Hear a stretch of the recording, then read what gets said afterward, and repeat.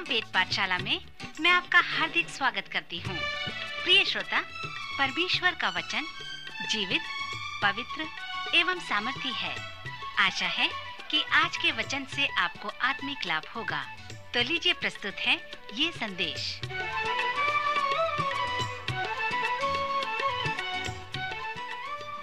श्रोता मित्र, परमेश्वर के वचन में लिखा है, परंतु जब तू प्रार्थना करे तो अपनी कोठरी में जा और द्वार बंद करके अपने पिता से जो गुप्त में है प्रार्थना कर, और तब तेरा पिता जो गुप्त में देखता है तुझे प्रतिफल देगा।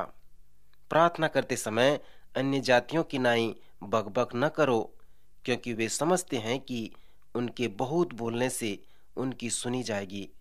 सो तुम उनकी नाई न बनो, क्योंकि तुम्हारा पिता तुम्हारे मांगने से पहले ही जानता है कि तुम्हारी क्या क्या आवश्यकताएं हैं। सो तुम इस रीति से प्रार्थना किया करो, हे हमारे पिता, तू जो स्वर्ग में है, तेरा नाम पवित्र माना जाए, तेरा राज्य आए, तेरी इच्छा जैसे स्वर्ग में पूरी होती है वैसे ही पृथ्वी पर भी हो। हमारे दिन भर की रोटी आज हमें दे, और जिस प्रकार हमने अपने अपराधियों को क्षमा किया है वैसे ही तू भी हमारे अपराधों को क्षमा कर, और हमें परीक्षा में न ला, परंतु बुराई से बचा, क्योंकि राज और पराक्रम और महिमा सदा तेरे ही हैं। आमीन। श्रोता मित्र, वेद पाठशाला की इस अगली कक्षा में आपका स्वागत है। इन दिनों में हम पहाड़ी उपदेश का अध्ययन कर रहे हैं। आज फिर से मैं आपको उस पहाड़ की चोटी के पास ले जाना चाहता हूं, जहां पर यीशु हमें ये दिखा रहे हैं कि कैसे हम समस्या के समाधान का एक भाग बन सकते हैं, कैसे हम पृथ्वी के नमक बन सकते हैं, कैसे हम जगत की ज्योति बन सकते हैं। उस पहाड़ की चोटी से यीशु ने हमसे उन सुंदर स्वभाव को देकर कहा है कि परमेश्वर ही हमें उन अनुभवों में ले चलता है। यीशु ने यह भी कहा कि हम चारों ओर देखें, और उसने हमें संबंध व धार्मिकता के विषय में बहुत कुछ सिखाया है। उसके 6वें अध्याय की शिक्षा को, जिसे हम पहाड़ी उपदेश कहते हैं, उसमें यीशु ने हमसे कहा कि हम ऊपर की ओर दृष्टि करें। कुछ आत्मिक नियम हैं जो हमें पृथ्वी के नमक और जगत की ज्योति बनाते हैं, और उन्हें चेलों का ईश्वरीय नियम कहा गया है। आपको यह अनुग्रह प्राप्त करना है कि आप ऊपर, अंदर व चारों ओर दृष्टि कर सकें। पहाड़ की चोटी पर यीशु जो प्रथम आत्मिक नियम के विषय में हमें बता रहे हैं वह देने का आत्मिक नियम है, और दूसरा नियम है प्रार्थना। आपको जानना है कि कैसे प्रार्थना करें। यदि आप ये नहीं जानते कि प्रार्थना कैसे करनी चाहिए, तो आप मसीह के द्वारा उन सभी समस्याओं को जो पहाड़ के नीचे हैं उनके समाधान का एक भाग नहीं बन सकते। और यदि आप प्रार्थना करना नहीं जानते, तो जिन लोगों के साथ आप रहते हैं, जिन लोगों के साथ आप मिलते हैं, आप उनके समस्याओं का समाधान नहीं हो सकते। और आप यदि प्रार्थना न करें तो आप अपने स्वयं की समस्या का भी समाधान नहीं कर सकते। यदि आप यीशु मसीह के चेले हैं तो आपको अवश्य जानना है कि प्रार्थना कैसे करनी चाहिए। अनेक लोग हैं जो नहीं जानते कि प्रार्थना कैसे करनी चाहिए। प्रेरितों ने यीशु के पास आकर यीशु से कहा, प्रभु, हमें प्रार्थना करना सिखा। एक व्यक्ति को मैं नजदीकी से जानता हूँ। उसने मुझसे कहा, प्रचारक, मैं आपके प्रार्थना सभा में नहीं आना चाहता, क्योंकि मैं प्रार्थना करना नहीं जानता। सो मैं वहां आकर शर्मिंदा होना नहीं चाहता हूँ। हम आश्चर्य करते हैं मित्र कि क्यों लोग नहीं आते हैं, क्यों वे प्रार्थना करना नहीं चाहते हैं और हमारे साथ प्रार्थना नहीं करते हैं। प्राय यह इसलिए क्योंकि किसी ने उन्हें प्रार्थना करना कभी नहीं सिखाया है। प्रथम मसीही सभा में यीशु ने इन लोगों से कहा कि कैसे प्रार्थना करनी चाहिए। जब यीशु ने उन्हें प्रार्थना के सीधे नियम को बताया तो उसने उन्हें प्रार्थना में वही बताया, अर्थात उसने उन्हें देने के विषय में बताया, उपवास के आत्मिक नियम के विषय में बताया। सो यहाँ पर यीशु ने उन्हें प्रार्थना के 3 आयामों को बताया है। उसने कहा है, जब तुम प्रार्थना करो तो सभाओं में और सड़कों की मोड़ों पर प्रार्थना न करो, क्योंकि तुम मनुष्य से बातें नहीं कर रहे हो, तुम परमेश्वर से बातें कर रहे हो। सो जब परमेश्वर से बातें कर रहे हो तो अपनी कोठरी में द्वार बंद करके अपने पिता से प्रार्थना करो। एक बार एक महिला को मैं एक छोटे प्रार्थना सभा में प्रार्थना करते सुना। उसने कहा, प्रभु तू जानता है कि रोमी उसके 6वें अध्याय और 23 पद में क्या लिखा है। प्रभु तू जानता है यूहन्ना 3:16 में क्या लिखा है। फिर वह उस पद को प्रार्थना में दोहराने लगी।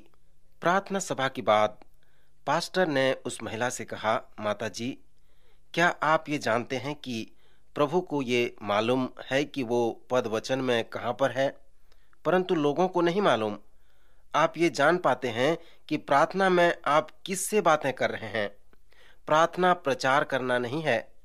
अनेक पास्टर प्रार्थना के समय अपने संदेश को पुनः प्रचार कर देते हैं। वे ऐसे समय में सचमुच में परमेश्वर से प्रार्थना नहीं करते, परंतु वे प्रचार करते हैं। जब आप प्रार्थना करते हैं तो परमेश्वर से बातें करना बहुत महत्वपूर्ण है।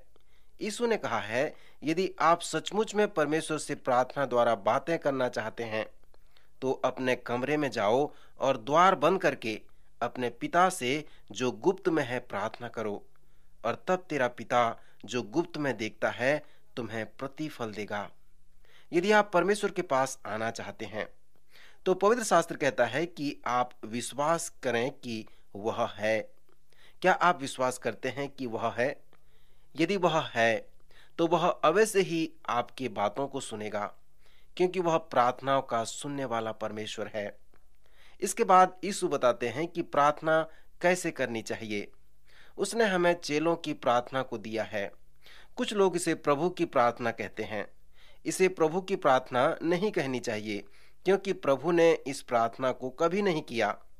उसने कहा कि जब तुम प्रार्थना करो तो इस प्रकार प्रार्थना किया करना।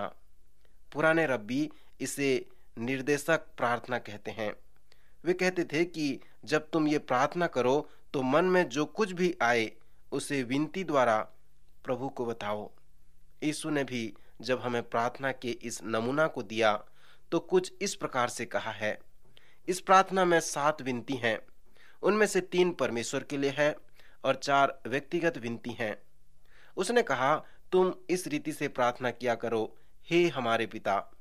यह बहुत अच्छा है। पुराना नियम कहता है, यहोवा मेरा चरवाहा है। नया नियम कहता है, परमेश्वर हमारा पिता है। दोनों नियम हमें सिखाते हैं कि परमेश्वर व्यक्तिगत है। यीशु ने हमसे कहा है कि जैसे हम पिता से बातें करते हैं वैसे परमेश्वर से बातें करें। गलतियों की पत्री में पौलुस हमें सिखाता है कि जब तुम परमेश्वर के निकटता में रहते हो तो आपका हृदय उसे हे अब्बा, हे पिता कहकर पुकारता है, जिसका अर्थ है हे मेरे पापा। यीशु और पौलुस दोनों ने हमें कहा है कि हम उसे उसके बच्चों की नाई प्रार्थना करें। जब यीशु ने हमें ये सिखाया है कि परमेश्वर से कैसे बातें करें, तो ये नहीं कहा है कि हम यीशु से बातें करें, परंतु हम पिता से बातें करें। यह बात 3 ईश्वरीय विनती द्वारा आता है, अर्थात तेरा नाम, तेरा राज्य व तेरी इच्छा। हे हमारे पिता, तू जो स्वर्ग में है, तेरा नाम पवित्र माना जाए। यहाँ पर परमेश्वर के नाम का अर्थ है कि वह क्या है और उसका महत्व क्या है। सो यहाँ पर आप जो सचमुच में प्रार्थना कर रहे हैं वो इस प्रकार है कि हे परमेश्वर, मैं इस प्रकार जीवन व्यतीत करना चाहता हूँ ताकि मेरे जीवन से तेरे महत्व प्रकट हो सके कि तू कौन है और क्या है। मेरे जीवन के द्वारा लोग तेरे नाम को जान सकें और तुझे महिमा दे सकें। फिर आप प्रार्थना करें, तेरा राज्य आए। यहाँ पर हम जो प्रार्थना कर रहे हैं वो इस प्रकार है कि हे पिता, मैं अपना राज्य स्थापित नहीं कर रहा हूँ, पर मैं चाहता हूँ कि इस पृथ्वी पर तेरा राज्य आए।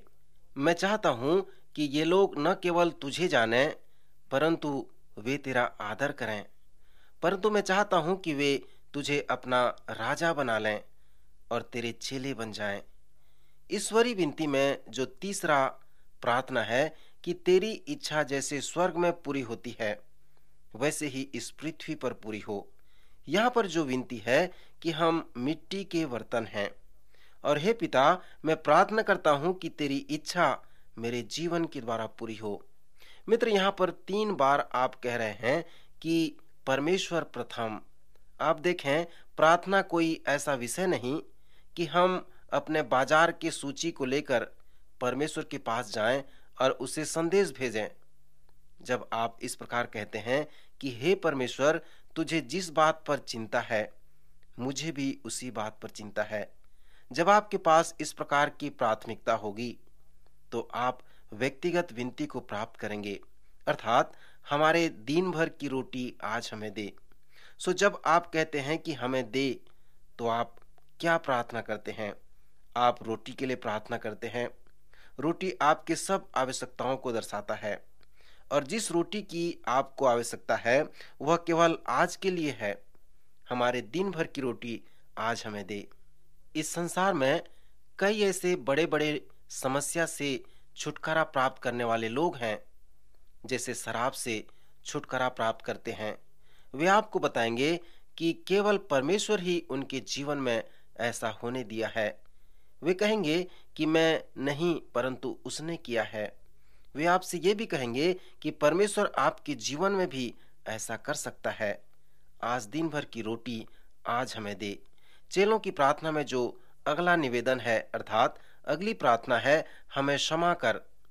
अनेक समय में हम लोगों को परमेश्वर के नाम को नहीं बताते, हम उसके राज्य को इस पृथ्वी पर नहीं लाते।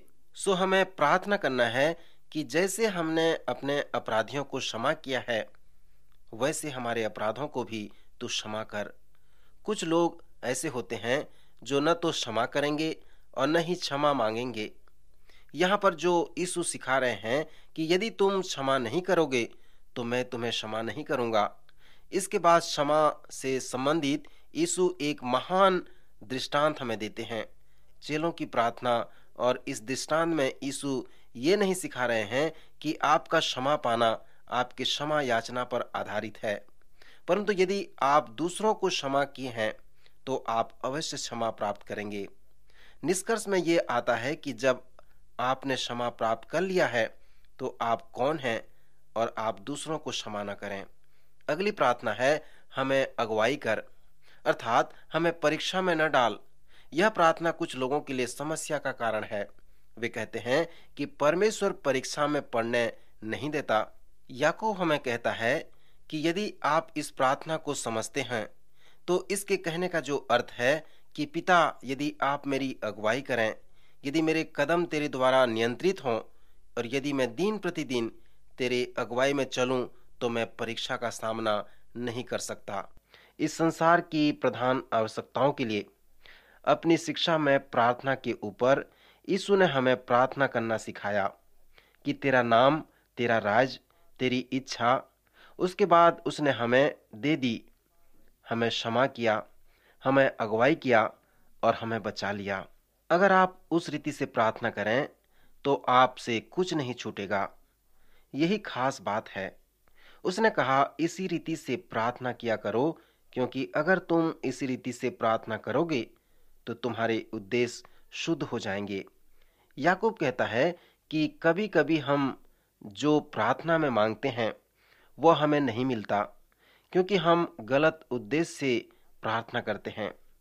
आप यह कैसे जान सकते हैं कि आपके उद्देश्य शुद्ध हैं?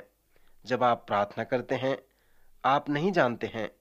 इसलिए यीशु कहते हैं कि इस रीति से प्रार्थना किया करो, पिता, तू जो स्वर्ग में है, तेरा नाम, तेरा राज्य, तेरी इच्छा हमें दे, हमें क्षमा कर, हमें अगुवाई कर, हमें बचा ले। श्रोता मित्र, ऐसा प्रार्थना हमें परमेश्वर से करना है। अपने आखिरी सत्र में हमने शिष्यों के आत्मिक अनुशासन पर विचार किया था। हमने प्रार्थना और भंडारीपन के आत्मिक अनुशासनों पर विचार किया था।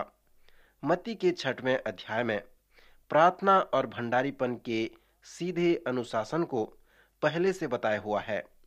दूसरी बात जो यीशु ने सिखाया वह है उपवास का आत्मिक अनुशासन। वह इस उपवास के आत्मिक अनुशासन की सच्चाई के बारे में फिर से कहता है कि इसको सीधा खड़ा रहना है।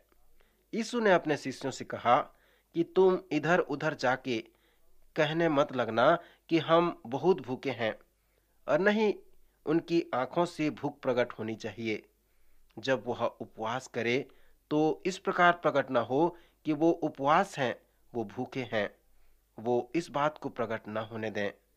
कई साल पहले एक विशिष्ट मसीही प्रवक्ता के साथ मेरा दोपहर के खाने पर मिलने का समय नियुक्त किया गया था।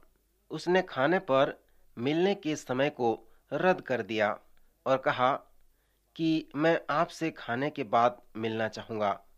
सही बताऊं, मुझे दुख हुआ है। मैंने सोचा यह किसी और के साथ भोजन करना चाहता है। जब हम मिले तो उसके मुंह में दांत खोदनी थी। मैं सोचा इसने जरूर किसी के साथ भोजन कर लिया है। उसी दोपहर भाग्यवश उसकी पत्नी से हमारी भेंट हो गई। वह खाना बना रही थी, तो मैंने उनसे कहा कि थोड़ा ज्यादा भोजन बनाएगा, और उन्होंने कहा मेरे पास अधिक समय है, क्योंकि उनके पति उस सप्ताह उपवास में थे। तब मैंने सोचा वह तो उपवास में था, उसके बाद भी उसके मुंह में दांत खोदनी थी। वह जानबूझकर मेरे ऊपर इस प्रकार का प्रभाव डाल रहे थे कि जैसे उन्होंने अभी भर पेट भोजन करा हो। यीशु ने अपने शिष्यों से वैसा ही करने को कहा जब उन्होंने उपवास रखा। पुराने नियम में आप देखते हैं कि उपवास एक अनुशासन है। यह एक ऐसा अनुशासन है जो कि आपको दिखाता है कि शारीरिक से ज्यादा आत्मिक को महत्व दो। मूसा 3 अलग अलग समयों में सीनै पर्वत पर चढ़ा और उसने 40 दिन और 40 रात उपवास में रहा। वह भोजन से ज्यादा परमेश्वर के वचन को चाहता था। पवित्र शास्त्र की पहली 5 पुस्तकों को लिखने में परमेश्वर ने मूसा को प्रयोग किया। हारून, जो मूसा का भाई है, हमेशा पर्वत के नीचे रहकर लोगों को खुश करने की कोशिश करता था। हारून ने एक सोने का बछड़ा बनाया। पुराने नियम में इन दोनों व्यक्तियों में अंतर है। एक हमें वचन देता है तो दूसरा हमें सोने का बछड़ा देता है। उपवास का कहना है कि हमें खाने से ज्यादा परमेश्वर के वचन को देखना है, उस पर विचार करना है। नया नियम में उपवास एक शक्तिशाली आत्मिक अनुशासन है। यीशु के अनुसार कुछ आश्चर्य कर्म बहुत प्रार्थना और उपवास के बिना पूरे नहीं होते। उपवास हमारी प्रार्थना की सच्ची लगन को दर्शाता है। यीशु जैसा कि हमें निर्देश देते हैं कि हमें निश्चित करना है कि हमारी भेंट और प्रार्थना ऊपर की ओर है, न कि समतल की ओर है। यीशु हमें सिखाते हैं कि उपवास के आत्मिक अनुशासन को ऊंचा ही होना है। यह परमेश्वर के लिए ही, न कि मनुष्य के लिए। यह ऊंचे आत्मिक अनुशासन है। मैं इसके महत्व को फिर से दोहराना चाहूंगा। यीशु कहते हैं, पहाड़ी की नीचे किनारे पर देखो, क्या तुम्हें वह लोग दिखाई देते हैं?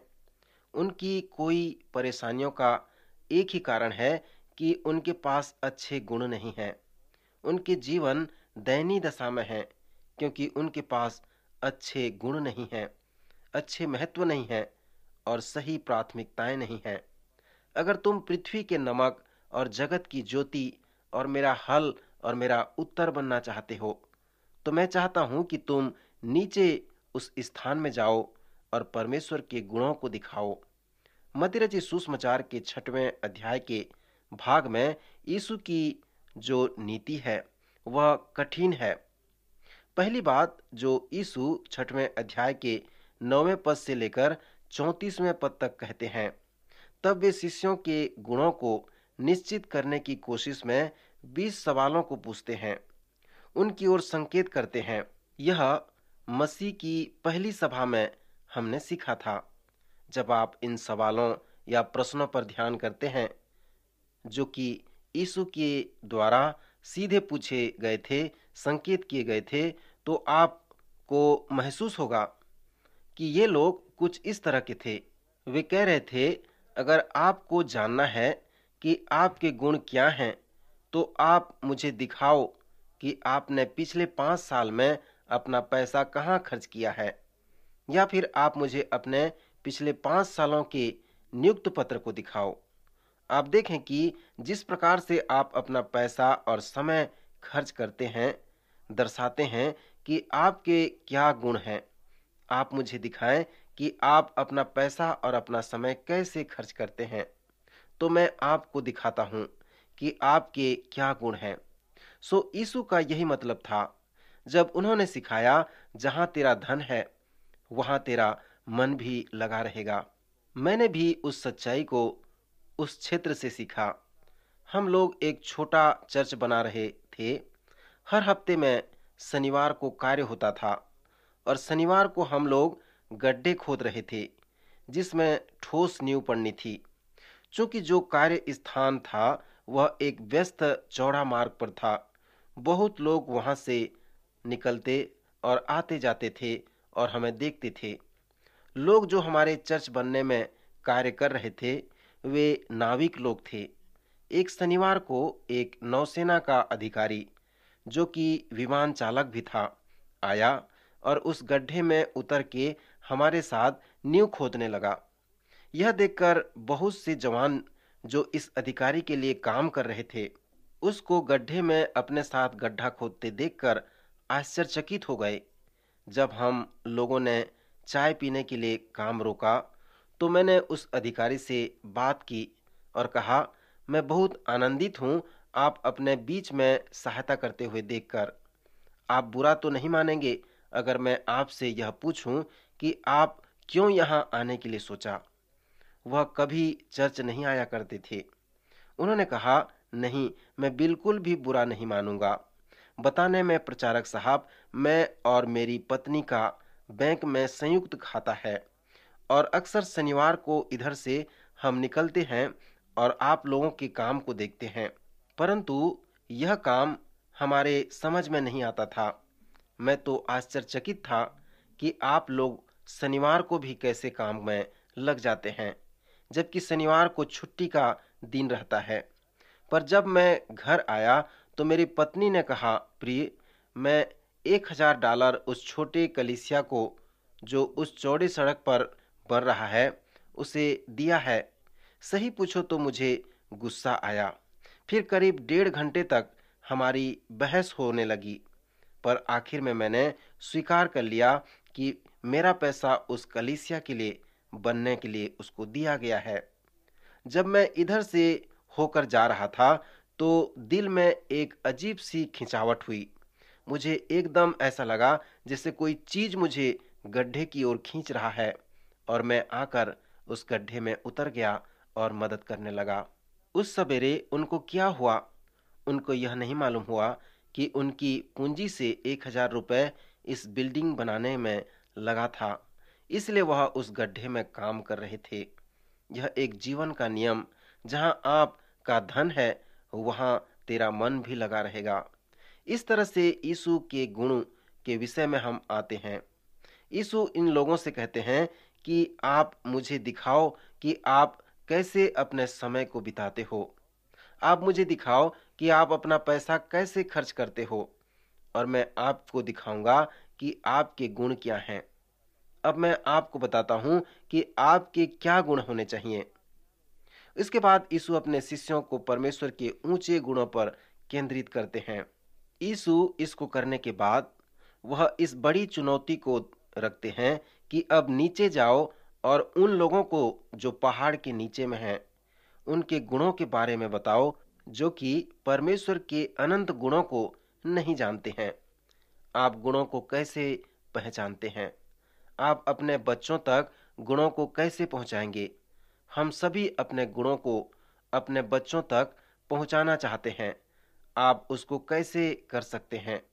श्रोता मित्र, हम अपने जीवन को दर्शाकर, अपने बच्चों के सामने रखकर, अपने व्यवहार को बताकर हम अपने गुणों को बता सकते हैं कि कैसे हमारे बच्चे सही गुण को, परमेश्वरी गुणों को अपने जीवन में ला सकते हैं। परमेश्वर चाहता है कि हमारा गुण परमेश्वर के गुण के मुताबिक हो जाए। परमेश्वर चाहता है कि हमारा गुण उसके वचन के मुताबिक हो जाए, ताकि हम अपने गुणों के द्वारा परमेश्वर के नाम को महिमा दे सकें और हम अपने गुणों के द्वारा इस पृथ्वी के नमक और जगत की ज्योति बन के प्रभु के नाम का प्रचार कर सकें। प्रभु आज के वचन द्वारा आपको आशीष दे।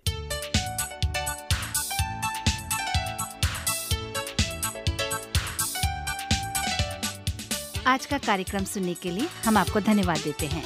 श्रोताओ, आत्मिक विषय से संबंधित कोई सवाल आपके मन में है तो आप अपने सवालों का जवाब इस पते पर प्राप्त कर सकते हैं। हमारा पता है कार्यक्रम Ved Pathshala, radio Vishwavani, post box number 317, Lucknow 226001, Uttar Pradesh. पता एक बार फिर सुन लीजिए। कार्यक्रम Ved Pathshala, radio Vishwavani, post box number 317, Lucknow 226001, Uttar Pradesh. और हाँ श्रोता, आप हमसे ईमेल के द्वारा भी संपर्क कर सकते हैं। हमारी ईमेल आईडी है hindiembassy@radio.vv.org, hindiembassy@radio.vv.org। अब हमारे कार्यक्रम का समय यहीं पर समाप्त होता है। अगले कार्यक्रम में आपसे फिर भेंट होगी। तब तक के लिए हमें आज्ञा दीजिए। नमस्कार।